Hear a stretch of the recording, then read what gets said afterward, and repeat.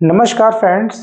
आपके सामने ये प्रश्न है, यदि किन्हीं दो प्राकृतिक संख्याओं a और b के लिए a की पावर b 125 हो तो b की पावर a का मान क्या होगा। बहुत आसान क्वेश्चन है। a की पावर b बराबर है 125। ठीक है, पावर के हिसाब से अगर हम देखें तो इसमें क्या देखना है, इस नंबर को भी हम पावर में चेंज करेंगे। ठीक है, तो 125 के फैक्टर क्या होते हैं, ये नंबर 5 से ही डिवाइड होता है, तो 5 से इसको हम भाग करेंगे तो क्या आ जाएगा, 5 दूनी 10, 2 बच गया 25, 5 पंजे 25, देन फिर से 5 किया, 5 पंजे 25 और फिर 5 एकम 5। तो 5 के जो फैक्टर आए वो आए 5 गुणा 5 गुणा 5। इसको हम लिख सकते हैं 5 की पावर 3। तो a की पावर b बराबर ये हो गया 5 की पावर 3। तो अगर ये बराबर है तो इसका मतलब क्या हुआ, बेस बेस के बराबर होगा और पावर पावर के बराबर होगी। तो यहाँ पर a की वैल्यू क्या आ जाएगी, 5 आ जाएगी और b की वैल्यू 3 आ जाएगी। इस हिसाब से b की पावर a का मान क्या होगा, b क्या हो गया 3 और 3 की पावर a हो गया 5। तो 3 की पावर 5 यानी 3 गुणा 3 गुणा 3 गुणा 3 गुणा 3, 5 है ये तो 5 बार, 1 2 3 4 5। तो 3 तिया 9 होता है और 9 तिया 27, 27 तिया 81 और 81 तिया होता है 243। तो इस तरह से b की पावर a का मान क्या होगा, 243। तो इसमें हम देखेंगे तो हमारा ऑप्शन पहला वाला ही सही है। अगला प्रश्न है, निम्न में से कौन सी परिमेय संख्या 3/5 और 4/5 के मध्य नहीं आती है। तो हमें ये चेक करना है कि इनमें से कौन सी संख्या इनके बीच में नहीं आती है। तो देखिए पहले संख्या को चेक करने के लिए इनका देखिए हर क्या है 5 है और इसका हर क्या है 10 है। तो हमें करना क्या है, इसका हर 10 है तो हम इन संख्याओं का हर भी 10 कर लेते हैं।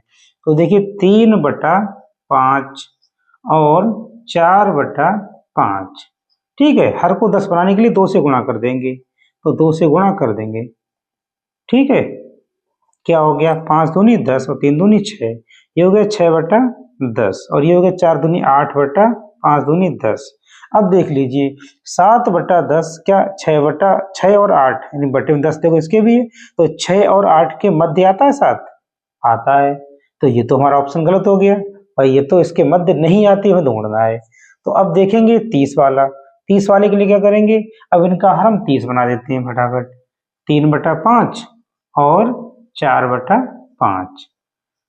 5 को 30 बनाना तो 5 छक्का 30 यानी 6 से गुणा कर देंगे, तो 6 से गुणा ऊपर भी कर देंगे, 6 से गुणा यहाँ और 6 से गुणा यहाँ। तो देखिए 3 छक्का 18 बटा 5 छक्का 30 और 4 छंग 24 बटा 5 छक्का 30। अब हम देखेंगे 19/30, तो 18/30 है, 18 से बड़ा है तो 19 इसके बीच में आएगा, 24 से छोटा है तो ये तो इसके बीच में आती है। और बटा 30 वाली ये भी है 16/30। तो देखिए 16 है, 18 से बड़ा 16 नहीं होता है, 16 कहाँ होता है, छोटा होता है, यानी 16/30 इनके बीच नहीं आएगी। भाई बटा 30 यहाँ भी है, तो 18 और 24 के बीच क्या 16 आता है, नहीं आता है। 16 कहाँ आता है, 18 से छोटा है, यानी इनके पहले 16/30 आएगा। तो ये वो परिमेय संख्या है जो इनके मध्य नहीं आती है, तो ये ऑप्शन हमारा ठीक हो गया। अगला प्रश्न है, यदि a/3 बराबर b/4 बराबर c/7, ये हमें गिवन है, तो हमें a plus b plus c/c का मान ज्ञात करना है। बहुत आसान, इस तरह का अगर आपको ये गिवन हो a/3 बराबर b/4 और बराबर c/7, ठीक है, तो हमें क्या करना है, इसको बराबर मान लेना है k मान लिया। तो अगर k मान लिया है तो हम क्या करेंगे, a/3 बराबर इसको लिख लेंगे k। ठीक है, अगर ऐसा है तो a का मान क्या हो जाएगा, 3 गुणा हो जाएगा, तो a का मान हो जाएगा a बराबर 3k। ए बराबर 3, आगे गुणा पहुंच जाएगा 3 के। इसी तरह से हम क्या करेंगे, b बटा 4 बराबर के, तो यहां से 4 गुणा पहुंच जाएगा, तो b बराबर हो गया 4 के। ठीक, इसी तरह से c बटा 7 बराबर के, तो क्या हो जाएगा, c बराबर 7 की गुणा के से 7 के। ठीक है, अब हमें क्या फाइंड करना है, a plus B plus C, a plus B plus C बटा सी। तो देखिए a का मान क्या है, a का मान है 3 के, तो 3 के प्लस b का मान है 4 के और प्लस c का मान है 7 के। ठीक है, और बटे बटाम c का मान 7 के, तो इनको जोड़ लेंगे अब। तो 3 के प्लस 4 के, 3 और 4 7 के हो गया, 7 के और 7 के 14 के, और बटे में है 7 के, तो के से के कट जाएगा और 7 एकम 7, 7 दूनी 14, तो क्या आया, 2 आया, तो इसका मान हो गया 2। तो हमारा ऑप्शन सी वाला ठीक है। अगला प्रश्न है 7 प्लस 2 रूट 10 का वर्गमूल है। तो देखिए इसका वर्गमूल कैसे फाइंड करेंगे, 7 प्लस 2 रूट 10। ठीक है, वर्गमूल फाइंड करना है, तो इसके ऊपर हम वर्गमूल भी लगा लेते हैं। ठीक है, कैसे फाइंड करना है इसको समझने की कोशिश करना। क्वेश्चन तो बहुत आसान है, लेकिन समझने की कोशिश करना। हमें क्या करना है, 7 को इस तरह 2 नंबर में तोड़ना है कि अगर हम उनका आपस में गुणा करें तो वो क्या 10 हो जाए।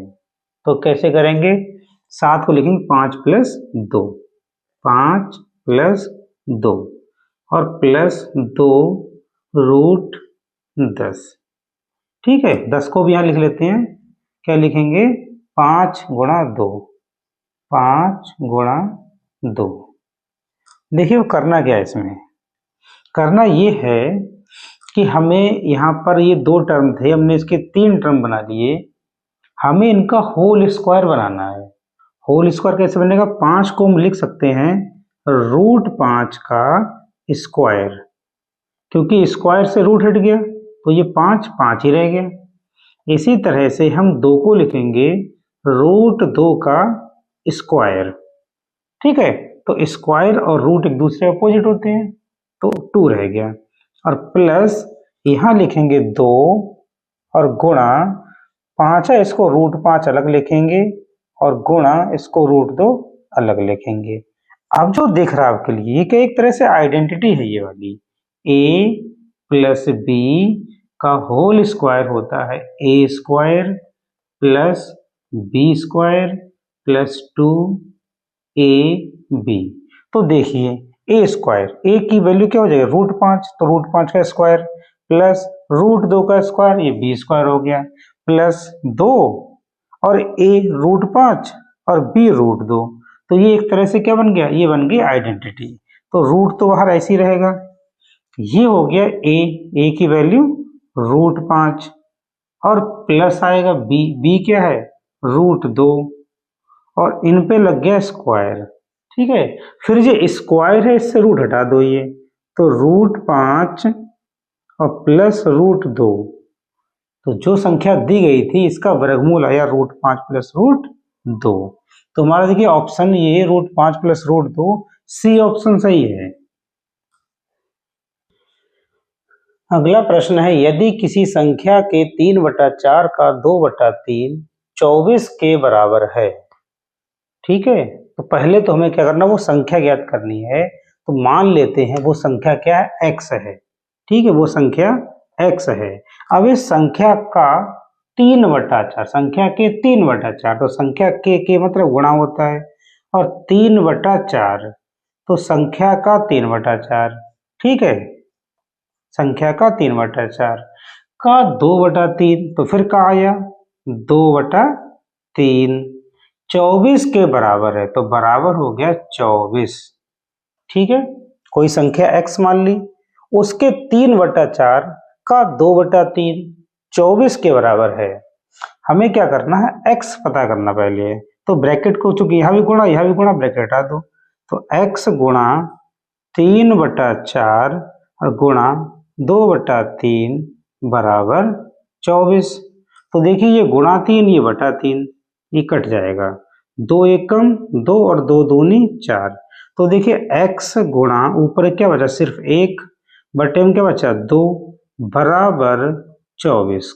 तो बटा में 2 है ये गुणा पहुंच जाएगा, तो x बराबर ये हो गया 24 गुणा 2 बराबर 24 दूनी 48।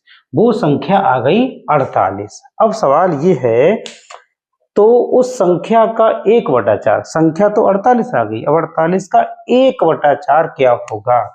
तो 48 का मतलब गुणा 1/4, ठीक है।